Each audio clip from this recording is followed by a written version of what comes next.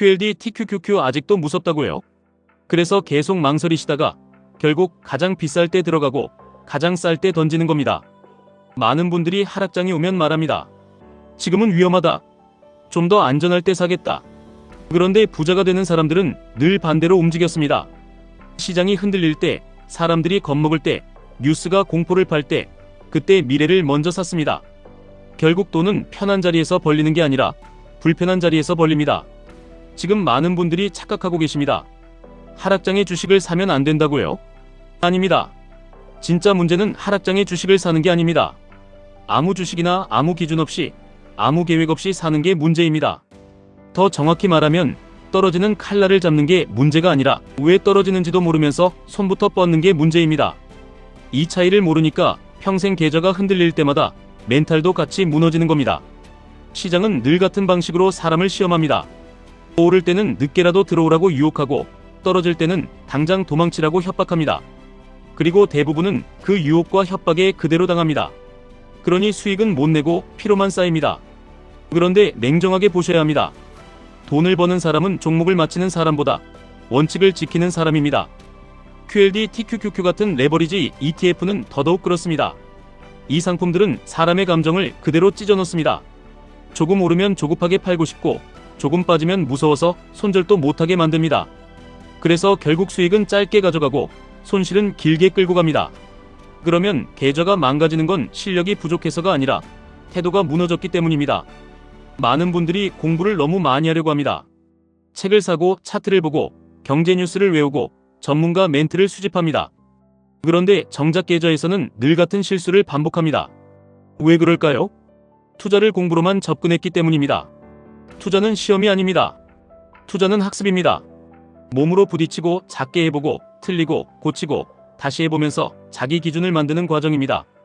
축구를 책 10권 읽는다고 잘하게 되는 게 아닌 것처럼 투자도 머리로만 해서는 절대 안 됩니다.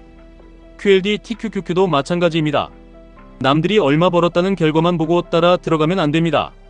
내가 어떤 자리에서 사고 어디까지 버티고 어느 구간에서 비중을 늘리고 줄일지 그 기준이 먼저 서 있어야 합니다. 여기서 중요한 건 하락장을 보는 관점을 완전히 바꾸는 겁니다. 하락장은 위험한 시기가 아니라 실력이 없는 사람에게만 위험한 시기입니다. 실력이 있는 사람에게 하락장은 가격이 할인되는 시기입니다. 물론 아무 하락장이나 다 좋은 건 아닙니다. 구조가 무너진 하락, 실적이 꺾이는 하락, 거품이 터지는 하락, 이런 건 경계해야 합니다. 그런데 시장이 장기적으로 성장하는 방향은 살아있고 기업들의 이익과 기술 혁신이 계속 쌓이고 있다면 그 하락은 공포가 아니라 기회가 됩니다. 나스닥이 그랬습니다. 미국 기술주가 그랬습니다. 그리고 그런 성장의 압축판이 바로 QLD, TQQQ입니다. 특히 많은 분들이 이런 착각을 합니다. 이미 많이 오른 자산은 무조건 위험하고 많이 떨어진 자산은 무조건 싸다고요? 아닙니다.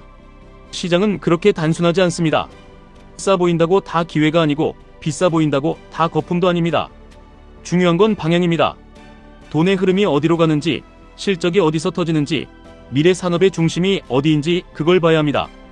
과거에 금리가 급격히 떨어질 때는 무조건 성장주, 무조건 주도주가 강했습니다. 그런데 금리 흐름이 바뀌고 자금의 선호가 달라지고 시장의 평가 방식이 달라지면 기회도 달라집니다. 그래서 투자자는 고집이 아니라 유연함이 필요합니다. 한국이 강하면 한국을 보고 미국이 다시 압도하면 미국을 보고 그 중에서도 가장 강한 방향에 올라타야 합니다. 그 원칙을 미국 성장주 쪽에 적용하면 결국 핵심은 나스닥입니다. 그리고 나스닥의 탄력을 가장 강하게 가져가는 도구가 QLD, TQQQ입니다.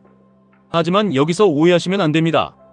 QLD, TQQQ는 아무 때나 풀매수해서 눈 감고 버티는 상품이 아닙니다. 이걸 단순하게 오르겠지 하고 들고 있으면 언젠가는 멘탈이 무너집니다. 그래서 필요한 게 방법입니다. 종목보다 방법이 중요하다는 말이 바로 여기서 나옵니다. 같은 QLD, TQQQ를 사도 누구는 부자가 되고 누구는 계좌가 박살납니다. 왜 그럴까요? 들어간 시점이 다르고 비중 관리가 다르고 손실을 대하는 태도가 다르고 수익을 끌고 가는 인내가 다르기 때문입니다. 예를 들어보겠습니다. 어떤 사람은 QLD, TQQQ가 조금 빠지면 이제 끝났다고 생각하고 손절합니다. 그런데 막상 시장이 반등하면 다시 비싸게 따라붙습니다. 또 조금 오르면 이 정도면 됐지 하고 금방 팔아버립니다. 그러면 손실은 크게 보고 수익은 작게 먹습니다. 평생 이 패턴입니다. 반대로 어떤 사람은 처음부터 자신이 감당 가능한 금액으로만 시작합니다. 예를 들어 10% 손실이 나도 흔들리지 않을 금액으로 들어갑니다. 그리고 분할 기준을 세웁니다. 시장이 조정받을 때마다 일정 구간에서 조금씩 더 사고 추세가 살아나는 동안은 쉽게 팔지 않습니다. 대신 자신이 정한 기준이 깨지면 미련 없이 비중을 줄입니다. 이 사람은 같은 상품을 사도 결과가 완전히 달라집니다. 결국 핵심은 이것입니다. 손실은 짧게, 수익은 길게. 말은 쉽습니다. 그런데 인간은 정반대로 행동합니다. 손실은 인정하기 싫어서 끌고 가고 수익은 날아갈까 무서워서 빨리 확정합니다. 그러니까 계좌가 커질 수가 없습니다. QLD TQQQ 투자자가 진짜 이겨야 하는 상대는 시장이 아닙니다. 자기 본능입니다. 빠질 때 희망회로 돌리는 본능, 오를 때 겁먹고 도망치는 본능, 남들 수익 자랑 보면 따라 사고 싶은 본능, 뉴스 한 줄에 흔들리는 본능, 이걸 이겨야 합니다. 그래서 투자는 머리보다 습관입니다. 분석보다 태도입니다. 많은 분들이 이렇게 묻습니다. 지금 QLD TQQQ 사도 될까요? 그런데 그 질문 자체가 이미 늦은 겁니다. 중요한 건 지금이냐 아니냐가 아닙니다. 어떻게 사느냐입니다. 언제 샀어야 했는지 후회하는 건 아무 의미가 없습니다. 시장은 늘 오늘만 열립니다. 어제 못 샀다고 끝난 것도 아니고 오늘 산다고 늦은 것도 아닙니다. 다만 오늘 들어가더라도 기준 없이 들어가면 또 똑같이 흔들릴 뿐입니다. 그래서 필요한 건 매수 시나리오입니다. 한 번에 몰빵하지 말고 기준을 나눠야 합니다. 예를 들어 전체 자금 중 일부만 먼저 넣고 추가 조정이 오면 남은 자금으로 대응하고 추세가 확인되면 비중을 실어주는 식입니다. 이렇게 해야 하락이 와도 공포가 아니라 계획이 됩니다. 또 하나, 종목 수를 너무 늘리지 마셔야 합니다. 돈이 많지 않은데 이것도 사고 저것도 사고 10개 종목을 들고 있으면 결국 아무것도 관리 못합니다. 특히 공격적으로 가고 싶다면 더 그렇습니다. 집중이 필요합니다. QLD TQQQ를 본다면 왜 이걸 사는지 이유가 분명해야 합니다. 미국 기술주의 장기 성장성, AI와 반도체 중심의 이익 증가, 나스닥의 구조적 우상향 가능성, 그리고 그 흐름을 강하게 압축해서 수익으로 가져오겠다는 목적, 그게 분명하면 됩니다. 대신 그만큼 원칙도 더 엄격해야 합니다. 공격적인 상품일수록 태도는 보수적이어야 합니다. 이게 진짜 역설입니다. 하락장에서 절대 주식 사면 안 된다고 말하는 사람들의 논리는 겉으로 보면 그럴듯합니다. 위험하다. 더 빠질 수 있다. 바닥은 아무도 모른다. 레버리지는 무섭다. 맞는 말입니다. 그런데 그래서 아무것도 안 하면 결국 평생 상승장 꼭대기에서만 사게 됩니다. 시장은 가장 안전해 보일 때 가장 비쌉니다. 모두가 안심할 때는 이미 좋은 가격이 아닙니다. 반대로 모두가 무서울 때는 가격이 이미 많이 내려와 있습니다. 그러니 부의 기회는 언제나 불편한 순간에 열립니다. 하락장에서 주식을 사면 안 되는 게 아니라 하락장에서 자기 원칙 없이 감정으로 사면 안 되는 겁니다. 그리고 이런 말도 꼭 드리고 싶습니다. QLD TQQQ는 인생 역전 버튼이 아닙니다. 다만 방향을 아는 사람에게는 시간을 압축해주는 도구가 될 수 있습니다. 평범한 월급으로 큰 자산을 만들고 싶다면 결국 평범한 선택만으로는 한계가 있습니다. 그렇다고 무모하면 안 됩니다. 무모함과 공격성은 다릅니다. 무모함은 기준 없이 베팅하는 것이고 공격성은 기준을 세우고 강하게 실행하는 것입니다. 이 차이를 이해하셔야 합니다. 하락장을 이용할 줄 아는 사람은 공격적이지만 절대 무식하지 않습니다.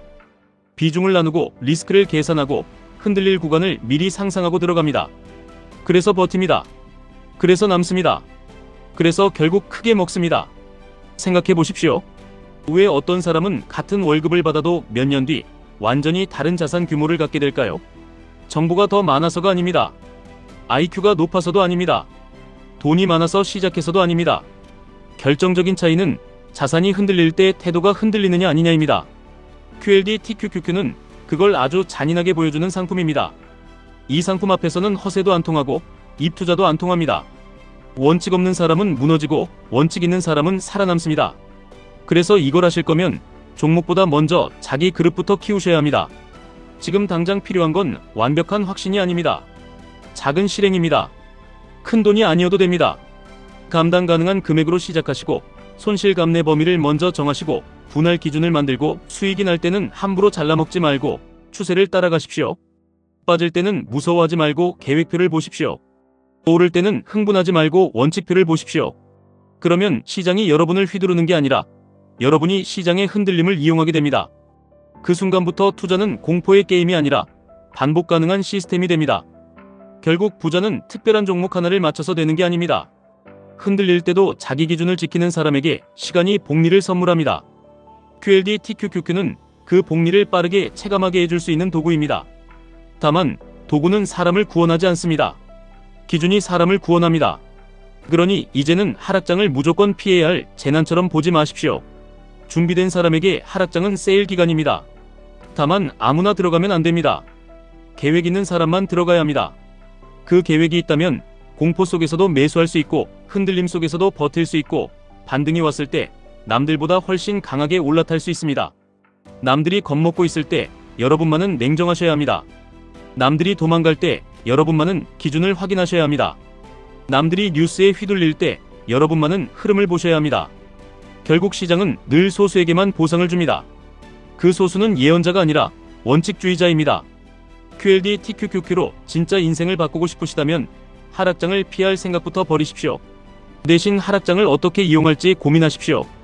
거기서부터 계좌가 달라지고 습관이 달라지고 인생이 달라집니다. 지금까지 1분 투자 하이젠버그였습니다.